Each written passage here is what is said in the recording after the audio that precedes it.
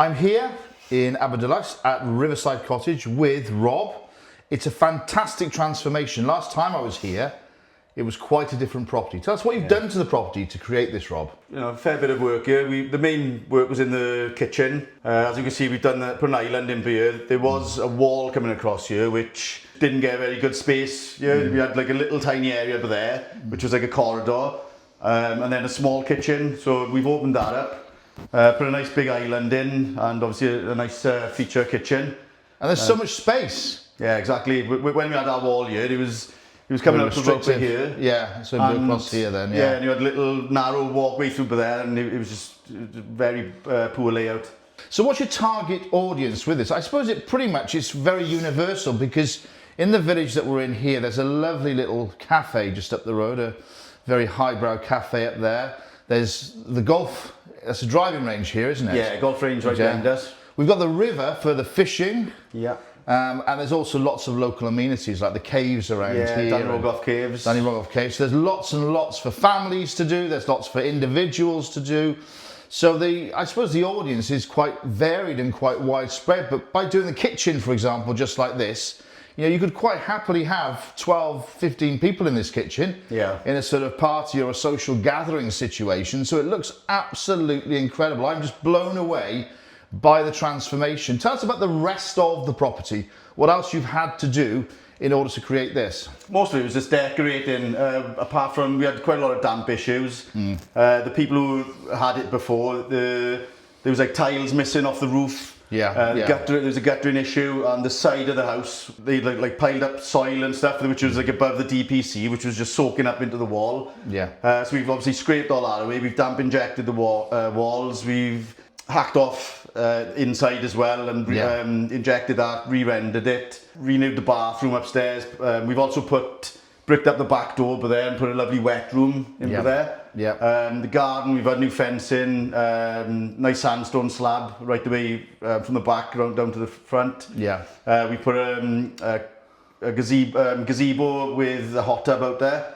So that's lovely for the summer. And the winter, over Christmas, me and my daughter were out there in a big storm, thunder and lightning, and we were sitting in the hot tub in 30-odd degree water, loving life. That's brilliant, that's brilliant. It's a massive transformation here. It's been a labour of love, and I've seen just how much work Rob's put into this. Now, are your toils in vain, or has this returned you? Tell me, and it's the question that everyone knows I was going to ask, tell me about the financials here. So obviously you've purchased the property. It's kind of been done on a buy, refurbish, refinance basis, hasn't it? So we've spoken about obviously the purchase with the refurbish, and now we're going to refinance the property onto obviously a holiday let mortgage. So how will the figures look once it's refinanced? And I mean, we've already had 3 parties staying in this property. And it's right, so that just proves the popularity. So I think your occupancy, there's going to be no issue with that whatsoever. You have a really, really good occupancy, because like I was saying earlier in this video, it caters to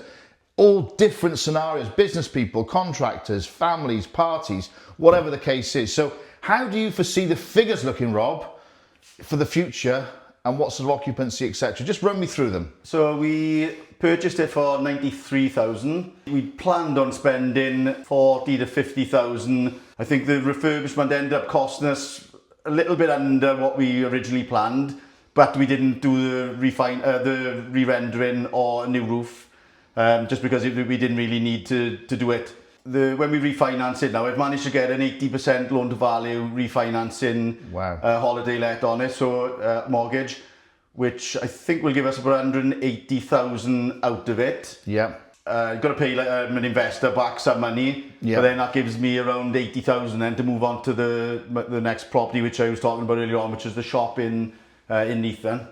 So you got all your money back, plus you also had cash back as well? Yeah, I think I made about 90,000 on the refurbishment again, so I've basically had this property for nothing again. No money left in. And you've had cash back? No money left in at all, and I've had money out of it, And you've got this fantastic property. This is going to last for years and years and years. This is going to give you really, really good income. Where do you see your monthly profit? I know it's a hard question, because we're quite, the property's in its infancy in the world of serviced accommodation right now, but where do you see that? I can't remember what month it is, but at some point over the summer, there's 2 bookings for a week at a time, and that brings in just over £1,000 per week. Ooh. So if it is fully booked, then you're looking at about 4,000 a month then. Obviously you can't work it out as fully occupied for the full year. No, you aren't going to have voids. You are definitely going to have voids. You're going to have, you know, obviously off season where it is going to have to rent at a lower rate. But just on that alone, I mean, I'm just blown away here because I'm looking at the fact you've got a free property, you've had cash back, and now the property which you've had cash back is going to be your cash cow. Because every month it's going to give you a fantastic income. Rob, that is amazing. If anybody out there's watching this is interested to speak to Rob about how he's done this, please feel free to reach out. The details will be after the video. And indeed, if you want to speak to me, you will know where to find me.